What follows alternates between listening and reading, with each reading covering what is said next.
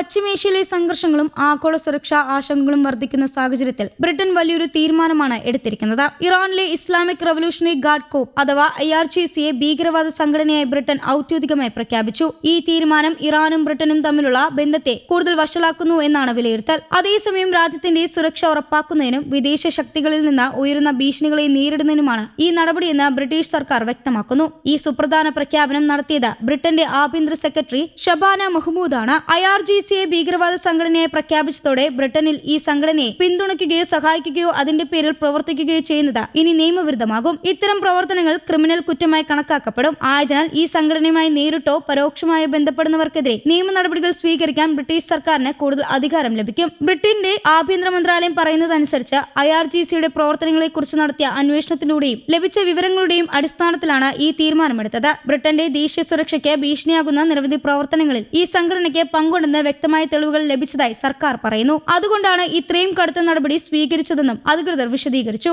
Britain ഉന്നയിക്കുന്ന പ്രധാന ആരോപണങ്ങളിൽ ഒന്ന് രാജ്യത്തിനുള്ളിൽ യഹൂദ സമൂഹവുമായി ബന്ധപ്പെട്ട ആക്രമണങ്ങളാണ്. ബ്രിട്ടനിലെ ചില യഹൂദ കേന്ദ്രങ്ങൾക്കെതിരായ ആക്രമണങ്ങളുമായി IRGCക്ക് ബന്ധമുണ്ടെന്നാണ് UK ആരോപിക്കുന്നത്. ഈ സംഭവങ്ങൾ രാജ്യത്തിനുള്ളിലെ സുരക്ഷാ ആശങ്കകൾ കൂടുതൽ വർദ്ധിപ്പിച്ചതായും സർക്കാർ പറയുന്നു. ഇതോടൊപ്പം മറ്റൊരു ഗുരുതര ആരോപണവും ബ്രിട്ടൻ മുന്നോട്ട് വയ്ക്കുന്നു. ബ്രിട്ടനിൽ പ്രവർത്തിക്കുന്ന ഇറാൻ ഇന്റർനാഷണൽ ടെലിവിഷനിലെ 2 മാധ്യമപ്രവർത്തകരെ വധിക്കാൻ ശ്രമിച്ച ഗൂഢാലോചനയ്ക്ക് പിന്നിലും IRGC ആണെന്നാണ് UK പറയുന്നത്. ഈ സംഭവത്തെ അതീവ ഗൗരവത്തോടെയാണ് ബ്രിട്ടീഷ് സുരക്ഷാ ഏജൻസികൾ കണ്ടത്. അതിനു പുറമെ ബ്രിട്ടീഷ് സ്ഥാപനങ്ങളെയും സർക്കാർ സംവിധാനങ്ങളെയും ലക്ഷ്യമിട്ട് നടന്ന ചില സൈബർ ആക്രമണങ്ങൾക്കും IRGCയുമായി ബന്ധമുണ്ടെന്നാണ് ബ്രിട്ടന്റെ ആരോപണം. രാജ്യത്തിന്റെ സുരക്ഷയ്ക്കും സാമ്പത്തിക താൽപര്യങ്ങൾക്കും ഇത്തരം ആക്രമണങ്ങൾ വലിയ ഭീഷണിയായെന്നാണ് സർക്കാർ വിലയിരുത്തുന്നത്. ഈ സാഹചര്യങ്ങളൊക്കെയാണ് IRGCയെ ഭീകരവാദ സംഘടനയായി പ്രഖ്യാപിക്കാൻ ബ്രിട്ടനെ പ്രേരിപ്പിച്ചതെന്ന് ആഭ്യന്തര മന്ത്രാലയം അറിയിച്ചു. വിദേശ ശക്തികളുടെ ഇടപെടലും രാജ്യത്തിന്റെ ആഭ്യന്തര സുരക്ഷയെ ബാധിക്കുന്ന പ്രവർത്തനങ്ങളും ശക്തമായി തടയുക എന്നതാണ് പുതിയ തീരുമാനത്തിന്റെ പ്രധാന ലക്ഷ്യം. IRGCക്കെതിരെ ഇത്തരമൊരു നടപടി സ്വീകരിക്കുന്നത്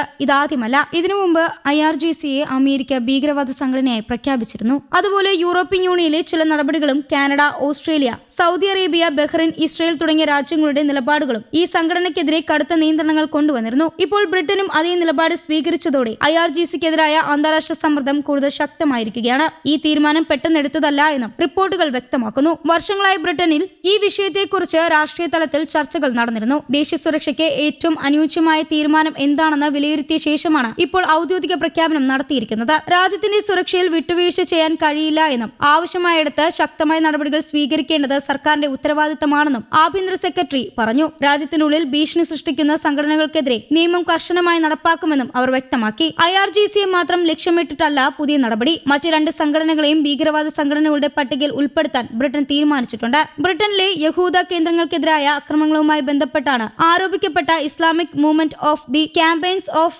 ദ റൈറ്റ് എന്ന സംഘടനയും റഷ്യൻ സൈനിക ഇന്റലിജൻസുമായി ബന്ധമുണ്ടെന്ന് പറയപ്പെടുന്ന റഷ്യൻ ഫെഡറേഷൻ വോളണ്ടിയർ കോർ എന്ന സംഘടനയുമാണ് പട്ടികയിൽ ഉൾപ്പെടുന്നത്. ഈ 3 സംഘടനകൾക്കെതിരെയും ഒരേ സമയം നടപടി സ്വീകരിക്കുന്നതിലൂടെ ദേശീയ സുരക്ഷയുമായി ബന്ധപ്പെട്ട വിഷയങ്ങളിൽ ബ്രിട്ടൻ ഇനി കൂടുതൽ കർശനമായ സമീപനം സ്വീകരിക്കുമെന്ന് സർക്കാർ വ്യക്തമാക്കുകയാണ്. വിദേശ രാജ്യങ്ങളിൽ നിന്നുള്ള ഭീഷണികളെ ചെറുക്കാൻ നിയമ സംവിധാനങ്ങൾ കൂടുതൽ ശക്തമാക്കാനും സർക്കാർ പദ്ധതിയുണ്ട്. ബ്രിട്ടന്റെ ഈ പുതിയ തീരുമാനം അന്താരാഷ്ട്ര തലത്തിലും വലിയ ചർച്ചകൾക്ക് വഴിവെച്ചിരിക്കുകയാണ്. ഇറാനുമായുള്ള ബന്ധത്തിൽ ഇത് കൂടുതൽ സംഘർഷത്തിന് കാരണമാകുമോ എന്ന ആശങ്കയും ചില വിദഗ്ധർ ഉയർത്തുന്നുണ്ട്. അതേസമയം ദേശീയ സുരക്ഷയാണ് ഏറ്റവും പ്രധാനമെന്നും അതിനാവശ്യമായ എല്ലാ നടപടികളും സ്വീകരിക്കുമെന്നും ബ്രിട്ടീഷ് സർക്കാർ ആവർത്തിച്ച് വ്യക്തമാക്കുന്നു. ഇനി വരും ദിവസങ്ങളിൽ ഈ തീരുമാനത്തോടെ ഇറാൻ എങ്ങനെ പ്രതികരിക്കുമെന്നതും അന്താരാഷ്ട്ര സമൂഹത്തിന്റെ നിലപാട് എന്തായിരിക്കുമെന്നതും ശ്രദ്ധേയമായിരിക്കും. നിലവിലെ സാഹചര്യത്തിൽ പശ്ചിമേഷ്യയിൽ സംഘർഷവും ലോകരാജ്യങ്ങളുടെ സുരക്ഷാ ആശങ്കകളും വർദ്ധിക്കുന്ന പശ്ചാത്തലത്തിൽ ബ്രിട്ടന്റെ ഈ തീരുമാനം അന്താരാഷ്ട്ര രാഷ്ട്രീയത്തിൽ വലിയ സ്വാധീനം ചെലുത്തുന്ന ഒന്നായി വിലയിരുത്തപ്പെടുന്നു.